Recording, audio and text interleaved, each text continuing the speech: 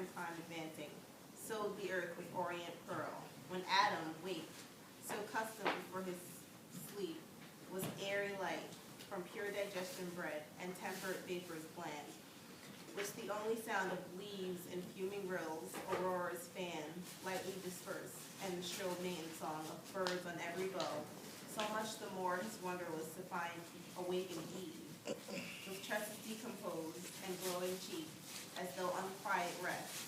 He on his side, leaning half raised, looked a cordial love hung over her enamored, and beheld beauty, which whether waking or sleep, shot forth peculiar graces.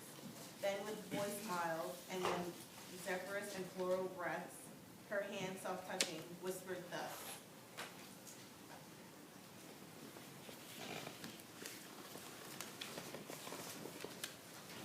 Awake, my fairest, my spouse, my latest flower, heaven's last best gift, my evening delight. Awake, the morning shines, and the fresh field calls us. We lose the pride to mark how spring our tender plants, how blows the citron grove, what drops the mirror, and what the balmy reed, how nature paints her colors, how the bee sits on the bloom, extracting nothing sweet. Such whispering waked her, but with startled eye on Adam, whom embracing, thus she spoke. O soul, in whom thoughts find all repose. My glory, my perfection, glad I see thy face, and morn returned. But I this night, such night have never passed, have dreamed of dreams, not as I often hope of thee. Words of day past, with morals next design, but of offense and trouble, which my mind will never till this earth sunlight. Methought, close at mine ear, when call me fall, to walk with gentle voice. I thought it died, it said. Why sit this down here? Now is the pleasant time. Cool, silent, save for his son's ears to the night walking bird. And now awake, tuned sweet as his lovely song. Now reigns for all people, and with more pleasing light, shining sets off the face of man. In vain, if none be gone, as it waits with all his eyes, whom to behold the bee, anxious desire, in whose sight all things joy, would ravishment attracted by thy dreams. I rose, as at that call, to find thee not. To find thee, I got up to dead my walk, and on me thought, alone I passed through ways that brought me on a sudden to a tree of interdicted knowledge. Fair it seemed, much fairer to my fancy than by day. And as I wandering looked, beside it stood, like shade and going through like one, uprose from heaven. By us of seen, his dewy locks are still, ambrosial. On that tree he also gazed, and said he, With the fruits of charms, they nothing is that know. Taste this sweet, nor God, nor man. His touch so despised. And what deserves for his grace. Forbid whom none shall forbid. Why else here?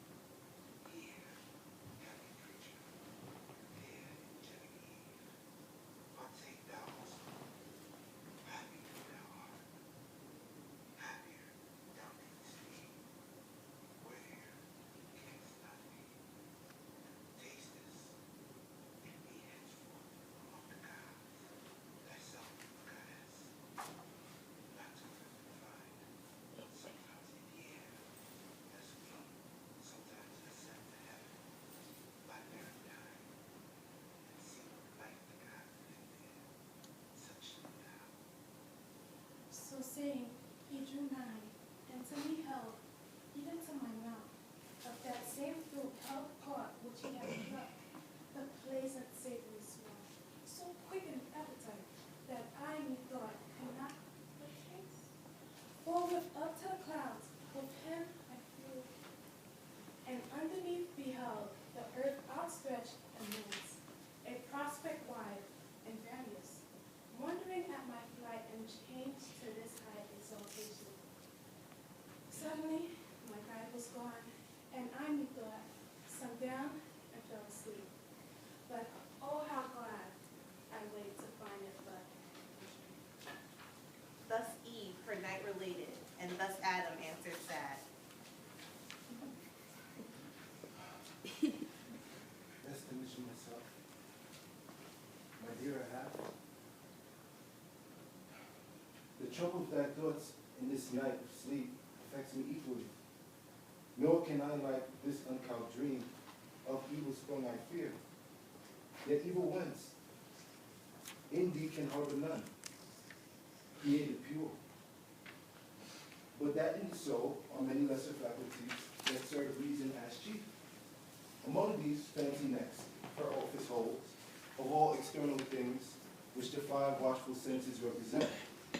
She forms imaginations, airy shapes, which reason joining or disjoining, frames or what we affirm or what deny, and call our knowledge or opinion, then retires into her private cell when nature rests.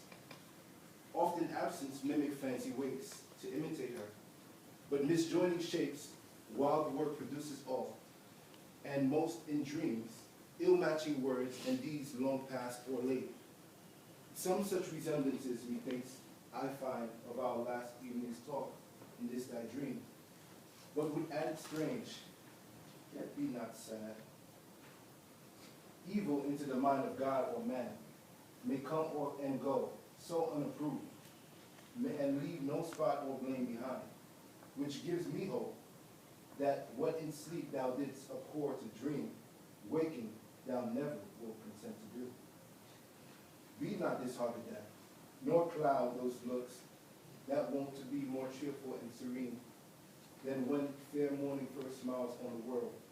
And let us to our fresh employments rise, among the groves, the fountains, and the flowers that open now their choicest blossom smell, reserved from her and kept for thee in store.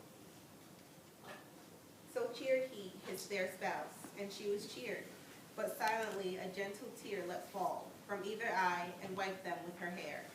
Two other precious drops that ready stood, each in their crystal sluice, ere they fell, kissed as the gracious signs of sweet remorse and pious awe that feared to have offended.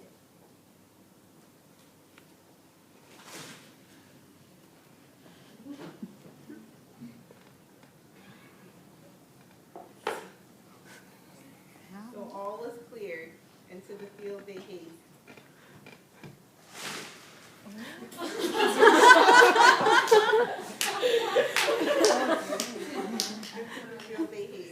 But first from under shady arbor's roof, soon as they forth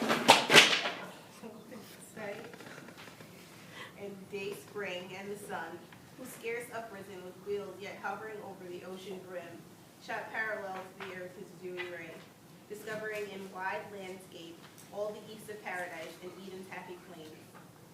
Lowly they bowed, adoring, and began their orisons, each morning duly paid, in various style, for neither various style nor holy rapture wanted they to praise their Maker.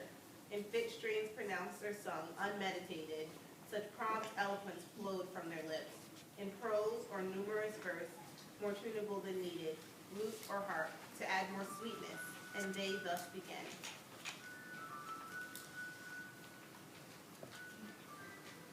These are thy glorious works, parent of good, almighty, thine this universal frame. This wondrous fair, thyself, how wondrous that, unspeakable, who sittest above these heavens, to us invisible or dimly seen. In these thy lowest works, yet these declare thy goodness beyond thought and power divine. Speak ye who best can tell, the sons of light. Angels, let ye behold him, with songs and choral symphonies. They without night circle his throne rejoicing, ye in heaven. On earth, join all ye creatures to extol him first, him last, him midst, and without. Fairest of stars, last in the train of night. If better thou belong, not to the dawn, sure pledge of day, that crowns the smiling morn. With thy bright circlet praise him in thy sphere, while day arises, that sweet hour of prime.